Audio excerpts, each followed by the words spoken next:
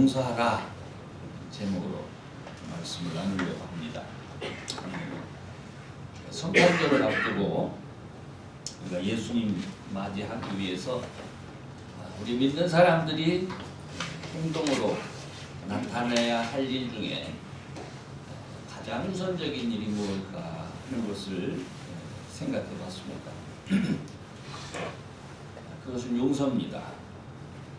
예수님께서 마태복음 5장에서 7장 거기 산상수훈이 이렇게 기록되어 있죠.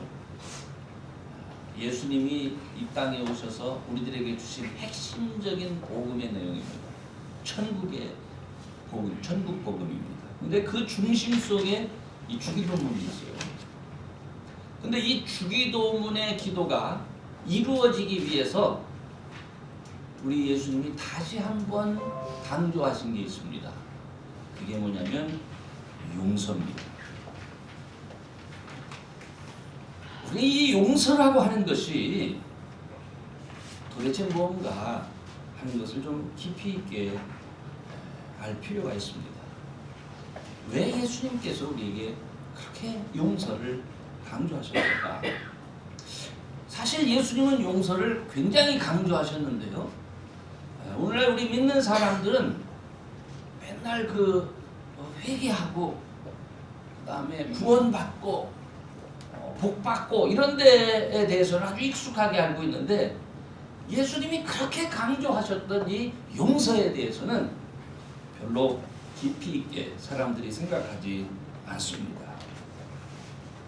그래서 오늘 저는 용서라고 하는 것을 저와 여러분이 나누면서 오늘 한 해가 가기 전에 여러분이 정말 다른 사람에게 용서할 일이 있으면 죽어도 안 된다 이런 마음 품지 마시고 꼭 용서하실 수 있도록 그렇게 기도하며 준비하시기를 바랍니다. 아멘. 일단 용서가 뭡니까?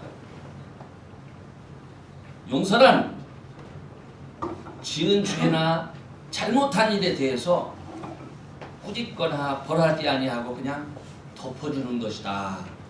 이렇게 국어사전에 나와 있습니다. 꾸짖지 않고 그냥 덮어주는 거다. 그래서 이 국어사전에 이런 정의가 이게 그래도 용서하려면 뭔가 좀 용서받을 말이나 어떤 행동이 있어야 될 거 아닙니까? 이렇게 얘기할 수도 있어요. 그죠? 그래서 구약성경에서 사용된 그 말씀, 이 세 가지의 용서에 대한 용어가 나와요. 나사, 살라, 카파르라고 하는 그러한 히브리어인데 이거 보면 뭐냐면 치우는 거예요. 더러운 걸 그냥 치워버리는 거. 그게 용서입니다. 그리고 하나님께서 사람을 용서하실 때 쓰는 그 용어고요. 그 다음에 중요한 것은 덮어주는 거예요. 그냥 덮어버리는 거예요. 안 보도록. 그러니까 이 말도 우리 국어사전에 있는 말하고 큰 차이가 없었어요. 그래도 뭔가 좀 신기한 게 있기를 기대하면서 쭉 살펴보는 거예요. 그래서 이 정의들을 읽으면서 사람들이 그렇구나 이렇게 이해를 해야 되는데 오늘날 많은 사람들은 괴로워져요. 그걸 어떻게 그냥 덮어줘? 그걸 어떻게 그냥 모르는 채 해? 그러면서 여전히 나는 그렇게 못해. 난 그렇게 못해. 그러면서 분노의 마음을 이렇게 품고 있어요. 그래서 사람들은요 용서를 말하면 꼭 잘못을 뉘우쳐야 될 거 아니에요. 그래도 뭔가 사죄해야 될 게 아니에요. 이 얘기를 꼭 합니다. 실제로 구약성경에 보면 선지자들이 이스라엘 백성들에게 회개를 촉구하기도 했어요. 그리고 예수님도 이 땅에 오셔서 제일 먼저 말씀하신 것이 회개하라. 천국이 가까웠다. 이 말씀을 하셨죠. 그런데 예수님이 제자들과 함께 계실 때에 예수님이 제자들에게 용서를 가르치실 때는 한 번도 회개를 전제로 해서 말씀하지 않으셨습니다. 예수님은 과실을 범한 자의 행동과 상관없이 용서해야 되는 사람이 용서를 적극적으로 실천하라고 말씀하셨어요. 과실을 범한 자와 혐의가 있는 자를 내어치지 말고 네가 직접 가서 올 때까지 기다리지 말고 가서 권면하고 용서하고 그래서 그를 데려오라는 거예요. 그래서 왜 그럴까? 왜 예수님은 그렇게 말하셨을까? 이게 굉장히 중요해요. 예수님이 그렇게 말하신 이유를 알아야 여러분들이 예수님을 정말로 믿을 수 있는 거예요. 목사님 그럼 여태까지는 잘못 믿은 거예요? 어쩌면 잘못 믿은 거예요. 용서는 다른 사람을 살리는 일입니다. 용서는 죄 지은 자를 살리는 일입니다. 사람을 죽이는 것은 죄입니다. 죄라고 하는 것은 하나님과 사람 사이를 분리할 뿐만 아니라 사람과 사람 사이조차도 분리시킵니다.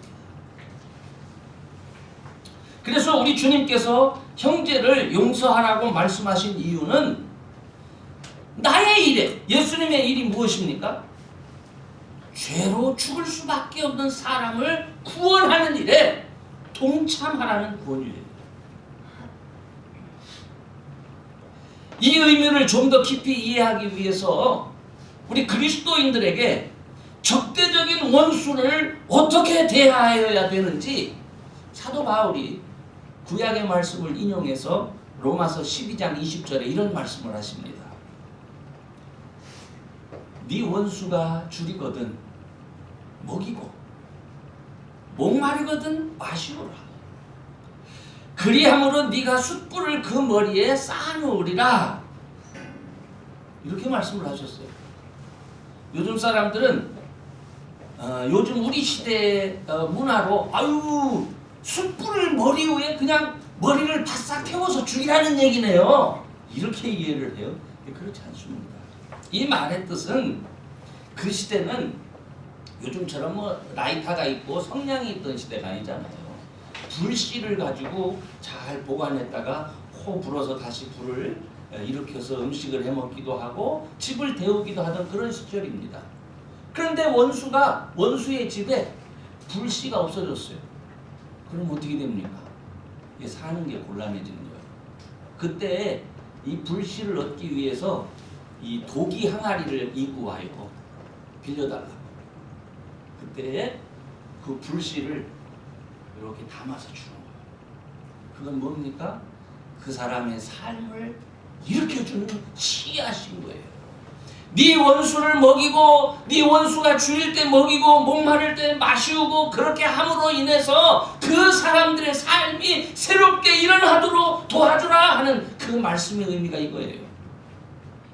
먹이고 마시는 그것이 정말로 그 사람을 죽이는 거다. 그런 의미가 아닙니다. 그러면서 우리 주님이나 혹은 이 사도 바울이 하는 말은 원수가 행한 모든 일에 대해서는 네 스스로가 원수 갚으려고 하지 말고 그 나머지 것들은 다 하나님께 맡겨라. 그리고 네가 하는 일은 오로지 용서하는 일이다. 어려운 일이죠. 그러나 주님은 그렇게 말씀하셨어요. 예수님이 용서하라 이렇게 말씀을 하실 때 오늘 본문에도 뭐 어떤 사람이 이렇게 어떤 임금이 이런 얘기를 하세요. 근데 사실은 예수님이 용서하라고 하실 때 그 용서할 대상은 누구냐면 네 형제예요. 네 형제. 그러니까 형제는 멀리 있는 사람이 아니에요. 가까운 사람입니다. 그러니까 예수님께서 용서하라 이런 말씀을 하실 때 그 용서할 대상은 어디서 찾아야 돼요? 저 북한에 있는 김정은이하고 거기서 찾아야 돼? 아니요. 가까이에 있는 여러분 가정에서부터 찾아야 되는 거예요. 형제에게서부터 찾아야 되는 거예요. 나의 주변 가까운 친구들로부터 시작되는 거예요. 날마다 얼굴을 대하는 사람 중에 있는 거예요. 그러니까 함께 신앙생활을 하면서 날마다 얼굴을 대하는 사람을 미워하고 용서하지 않을 때 어떤 일이 일어나겠습니까? 어휴, 저 왼수죠. 이렇게 웃으면서 이 말을 하면 그래도 괜찮은 거예요. 분노하는 일, 미워하는 일을 통해서 사람은 성장할 수 없습니다. 특별히 예수님을 머리로 한 공동체가 이루어야 하는 이 믿음의 지체들이 미워하게 되면요, 서로 연락이 안 됩니다. 교류가 없습니다. 피가 안 통하면 살이 어떻게 되죠? 썩게 되겠죠. 결국 모두가 죽게 되는 겁니다. 예수님은 죄인을 구하기 위해서 오셨습니다. 그들에게 용서를 선포하시고 죄인들에게 새로운 삶을 주시기 위해서 예수님이 오신 거예요. 그래서 예수님은 따르는 제자들에게 당신이 하신 용서의 사역에 참여할 것을 권하십니다. 누구든지 당신을 믿고 따르기만 하면 모든 허물과 죄를 용서받고 하나님의 자녀가 될 수 있는데, 거긴 조건이 없잖아요. 그 조건 없이 용서해주고 그 조건 없이 새로운 삶을 살도록 하는 그 일에 네가 정말 믿는 자라면, 네가 정말 나를 따르는 자라면 동참하라.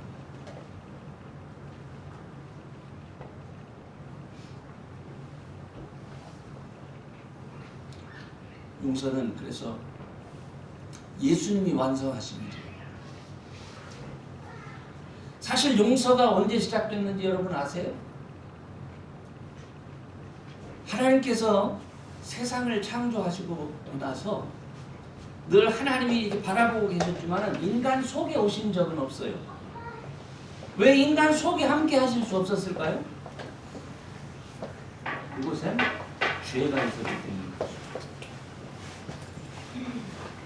그래서 죄의 형벌 속에 있었어요. 근데 하나님께서 사람들 속에 오시기로 작정한 때가 있습니다. 그게 언제인지 혹시 아십니까? 내가 이제 너희들 중에 내가 함께 하리라. 그것은 출애굽할 때 하나님께서 이스라엘 백성을 해방시키면서 광야로 인도하시잖아요. 그리고 나서 내가 너희들 속에 함께 있을 뭐를 지으라고? 하나님의 처소를 지으라고. 처소. 근데 여보, 이게 굉장히 중요해요. 하나님께서 처소를 지을 때 이 처소는 하나님이 거기 거하시는데, 하나님이 거기 거할 수 있도록 하기 위해서는 그 백성 중에 뭐가 없어야 돼요? 죄가 없어야 돼요. 근데 문제는 죄가 없어야 되는데 죄가 있잖아요. 사람이 죄를 짓잖아요. 그럼 그 죄는 어떻게 돼야 됩니까? 하나님이 그곳에 계시기 위해서는 그 죄는 용서되어져야 되는 거예요. 하나님이 그들 중에 함께 거할 수 있도록 하기 위해서는 하나님이 함께하는 그 백성의 죄가 용서되어져야 돼요.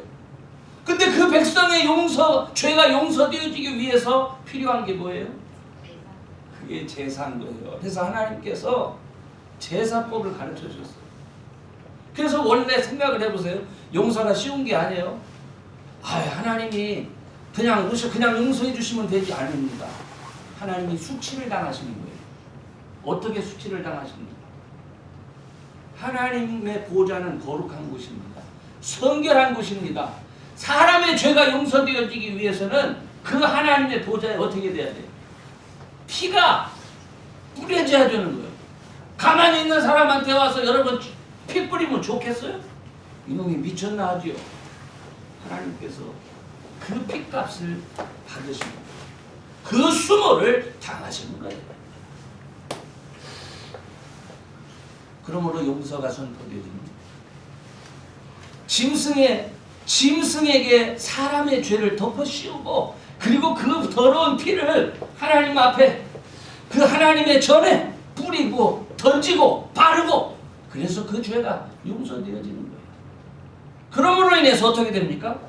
여전히 하나님께서 그 전에 함께 하실 수 있었던 거죠. 그런 이유로 하나님의 성소는 늘 사람들이 범한 죄 때문에 피로 얼룩져야 됐었습니다. 그런데 문제가 생겼어요. 하나님께서 그 성소를 지으시고 성전을 지으신 이유는 사람들이 진실로 자기의 죄를 어떻게 회개하고 뉘우치라고 그것을 마련하고 그곳에 계셨는데 이게 오래 계속되다 보니까 사람들이 그게 그런 죄를 고백하고 용서하는 일이 뭐가 됐을까요? 형식이 되는 거예요. 흉내만 내는 거예요. 그리고 죄를 바르는 사람도 하나님 앞에 진실된 마음으로 하는 것이 아니라 이것을 이용해서 자기 이익의 수단으로 삼는 거예요. 그러다 보니까 하나님께서 당신이 만들어서 세운 그 전에 계실 수가 없는 거예요. 그래서 하나님이 어떻게 되셨어요? 떠나시고 더 이상 그들 중에 함께하지 않는 거예요. 더 이상 그들 중에 함께하지 않을 때 어떤 일이 벌어졌어요? 그 나라는 찢기고 하나님의 저주 가운데 하나님의 돌보심이 사라지는 거예요. 그렇죠? 바로 그 가운데 있을 때에 오신 분이 누굽니까? 예수 그리스도십니다. 그때 예수님이 오신 거예요. 더 이상 하나님이 계시지 아니하고 더 이상 하나님의 돌보심이 없을 때에 예수님께서 오셔서 선포합니다. 수고하고 무거운 짐진 자들아 다 내게로 오라. 내가 너희를 쉬게 하리라. 누구든지 죄 졌어? 그럼 모세가 광야에서 뭐를 든 것처럼 뱀을 든 것처럼 인자도 들려야 하리니 죄 지은 자들아 와서 뭐 하는 거예요? 다 보라는 거예요. 그러면 어떻게 너희들 구원받게 돼. 그래서 이 사실을 알지 못하는 많은 서기관이나 바리새인들은 예수님이 죄인이 와서 혹은 병자가 왔을 때 예수님이 네 죄가 사여졌노라 용서를 선포할 때 이 사람들은 기분이 나빴어. 어떻게 자기가 뭔데 이런 일을 할 수 있어? 그러나 예수님은 이 세상 모든 사람들이 자신의 죄와 허물을 고백하고 용서를 받아서 다시금 예수 믿는 믿음 안에서 하나님의 돌보심을 받을 수 있도록 그렇게 하기 위해서 이 세상에 오십니다. 그렇기 때문에 모든 죄와 허물은 이제 누구의 몫이에요? 예수님의 몫이다. 너희들의 몫은 믿는 자로서 뭐 하는 거예요? 서로 용서하는 거죠. 허물과 죄의 몫은 이제 나의 것이라는 얘기예요. 그렇기 때문에 용서는 자기 백성을 죽기까지 사랑하시고 그래서 십자가의 고난을 다 받으시고 죄값을 치러주신 예수님의 긍휼하심에 근거한 거예요. 그 예수님의 긍휼을 우리가 정말 믿는다면 그 예수님의 마음을 우리가 정말 안다면 어떻게 해야 돼요? 용서해야 돼요. 제가 지금 이런 설교를 하지만 저도 성경을 보면서 용서가 이런 의미인지 그렇게 빨리 알지 못했습니다. 저도 용서하기가 어려웠습니다. 이 받아들이기가 어려운 거예요. 그런데 여러분 분명히 성경은 예수님은 우리들에게 용서를 명령하신 거예요. 야, 가능하면 용서하며 살아라. 이게 아니에요. 야, 이 녀석들아, 너희들 속에 있는 분노와 저주, 그것은 악으로부터 나온 거야. 그것 때문에 하나님이 너희들 속에 함께할 수가 없는 거야. 하나님의 돌보시는 사랑, 지켜주시는 은혜, 이런 것들이 너희 속에 있기 위해서는 죄와 허물로부터 온 분노와 저주와 이런 것들을 어떻게 해야 돼? 너희 가운데서 다 벗어버리라는 거예요. 그 일을 위해서 필요한 게 뭐요? 용서입니다.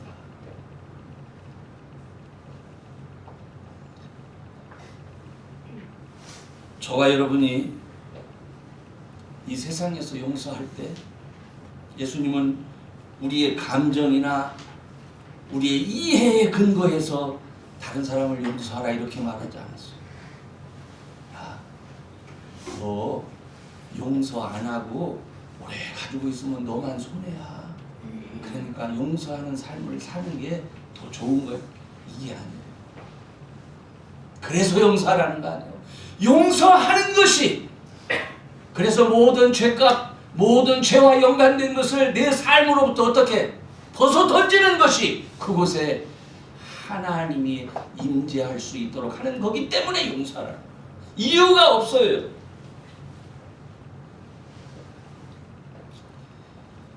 죄로 얼룩지고 뒤죽박죽된 세상에서 하나님의 은혜를 경험하는 방법, 그건 예수님의 긍휼하심에 감사하고 다른 사람을 조건 없이 용서하는 겁니다. 마태복음 7장 3절에서 예수님은 용서를 명하신 다음에 이 말씀을 다시 한번 합니다. 어떻게 형제의 눈 속에 있는 티는 보고 네 눈 속에 있는 들보는 깨닫지 못하느냐. 너는 다른 사람한테 절대로 안 된다, 뭐 하면 안 된다라고 하지만 사실은 네 눈 속에는 더 큰 들보가 있다. 이 주님의 말씀을 생각하면서 우리 가정과 교회 안에서 관계된 사람들의 허물과 죄를 예수님의 명령 따라 꼭 용서할 수 있기를 바랍니다. 무조건 용서. 이렇게 용서할 때에 공동체가 회복되는 거예요. 이렇게 용서할 때에 그 가정이 회복되는 거예요. 용서할 때에 모든 관계가 회복되는 거예요. 오늘 본문에서 용서를 몇 번이나 해야 됩니까?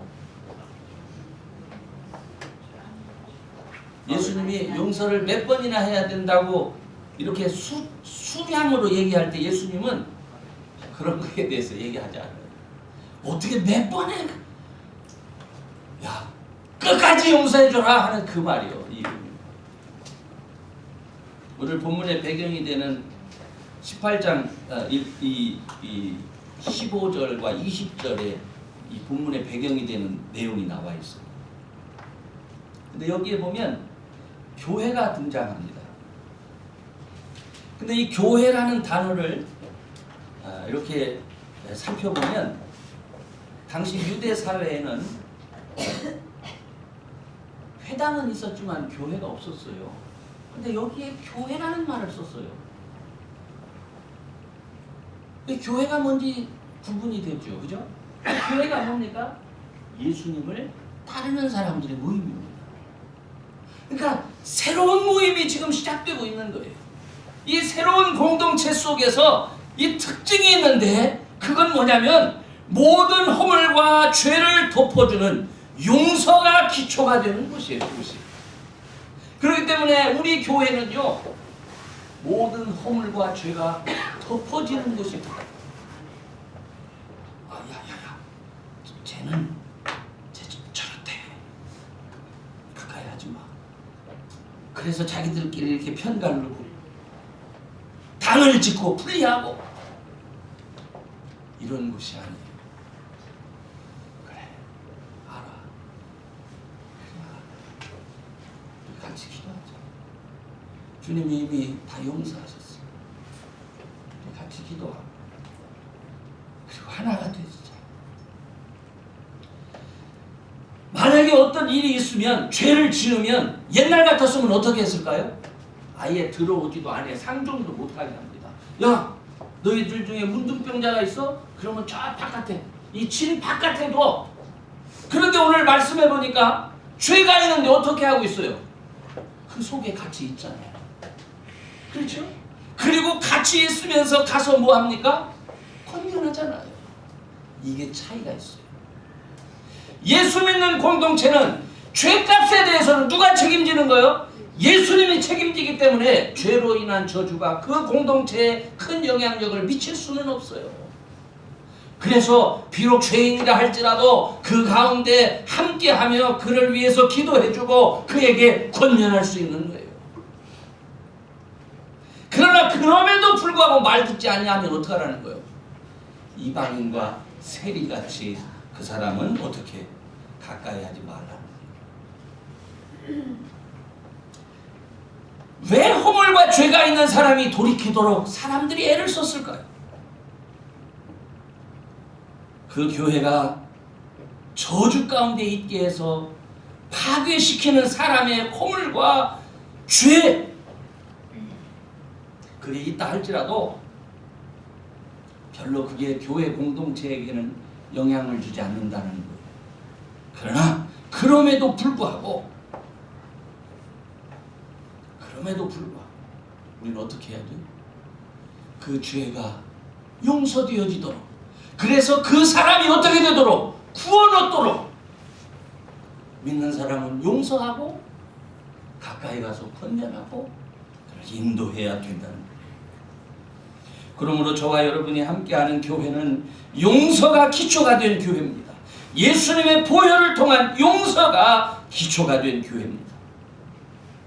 우리 중에 누군가가 겉으로 드러나지 않은 허물과 죄를 가지고 오늘 이 자리에 있다 해도 사실은 교회의 문제가 되지 않습니다.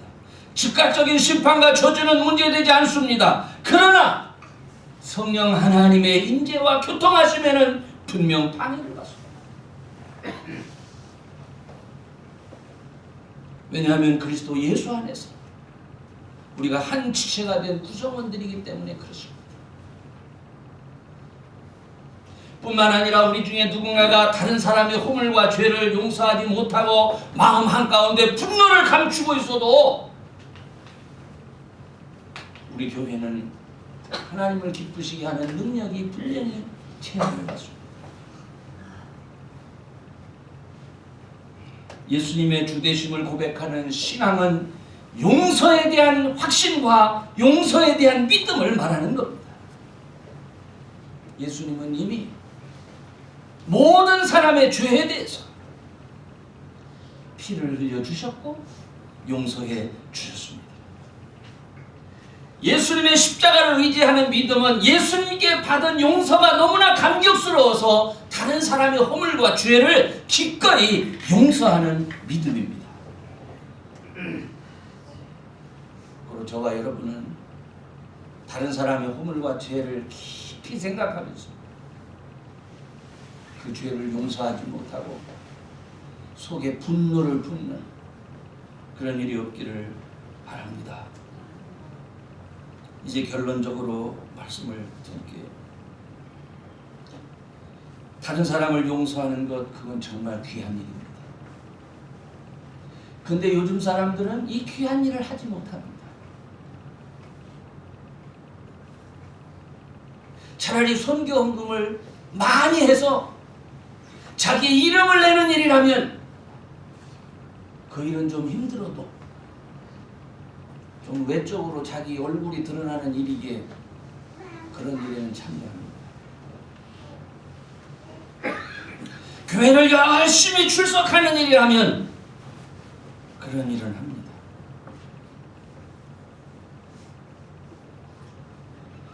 기도회에 가서 양적으로 긴 시간 기도하라 해도 그런 일은 합니다.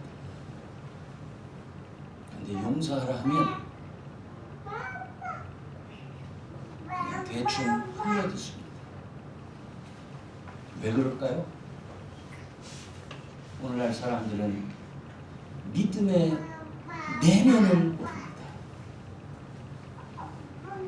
내적으로 충실해지는 믿음을 소홀히 여깁니다. 제가 아는 어떤 분을 한번 기도를 시켰는데요. 하나님, 하나님 참 거시기합니다. 그런데요, 하나님, 주님 정말 거시기해요. 주님 거시기. 거시기 하다가 나중에 예수님의 이름으로 기도합니다. 아멘 그랬어요. 제가 그때는 웃었어요. 도대체 이게 무슨 말인가. 근데 그분은 간절히 기도했어요. 그때.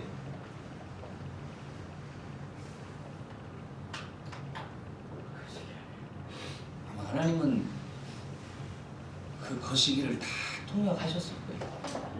다 하셨을 거예요.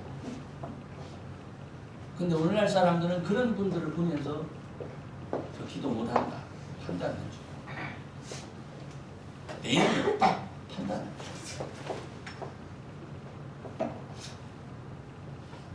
용서는 우리 주님이 하신 일에 대한 확신을 가지고 하는 일입니다. 우리 하나님이 살아계시고 우리와 함께 하신다는 믿음이 있는 사람이 편하지 않게 내적으로 하나님 앞에 눈물을 흘리며 하는 것이 그게 용서입니다. 언젠가 우리가 밀양이라는 영화에 대해서 얘기를 한 적이 있어요.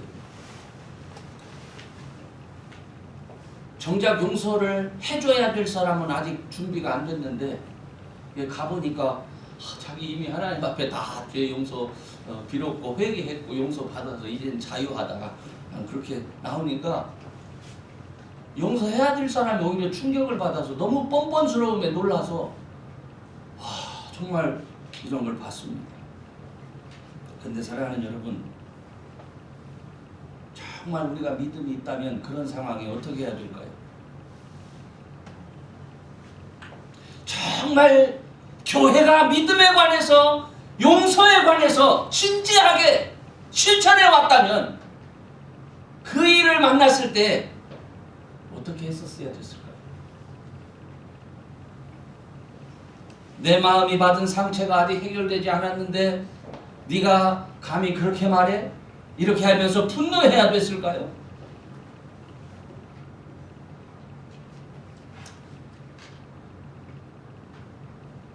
물론 상대방의 마음을 읽지 못한 철부지와 같은 모습은 분명히 있습니다. 그러나 여러분, 예수님의 입장에 섰었더라면, 우리가 하나님의 마음을 아는 사람의 마음으로 그에게 갔다면 그랬냐?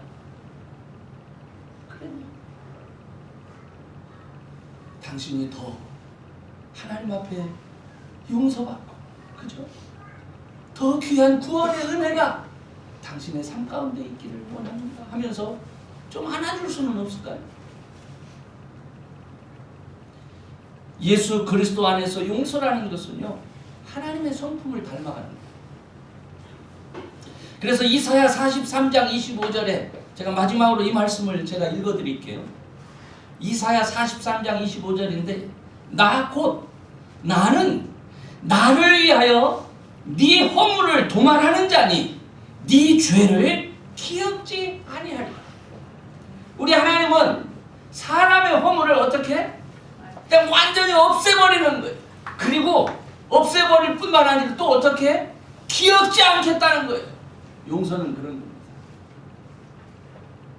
우리는 사람이기에 내가 용서를 했어도 잊을 수는 없다 그렇게 말합니다. 그리고 오늘날 심리학자나 또 상담학자들은 그래도 다 짚어야 되고 그러고 나서 용서를 해줘야 돼 이렇게 말합니다. 그러나 성경엔 그렇게 말하지 않습니다. 예수님은 그렇게 말하지 않습니다. 용서하라. 내가 십자가 위에서 도말했다.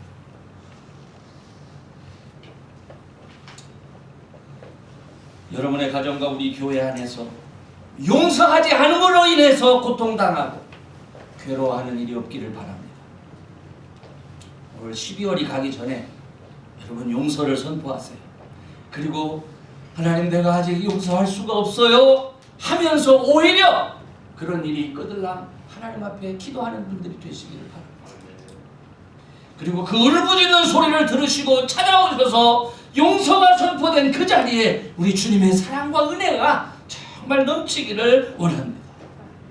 그래서 올해 한 해를 정말 우리 모두가 즐거워하고 감사하고 찬양의 예배를 꼭 드릴 수 있기를 주의 이름으로 축원합니다.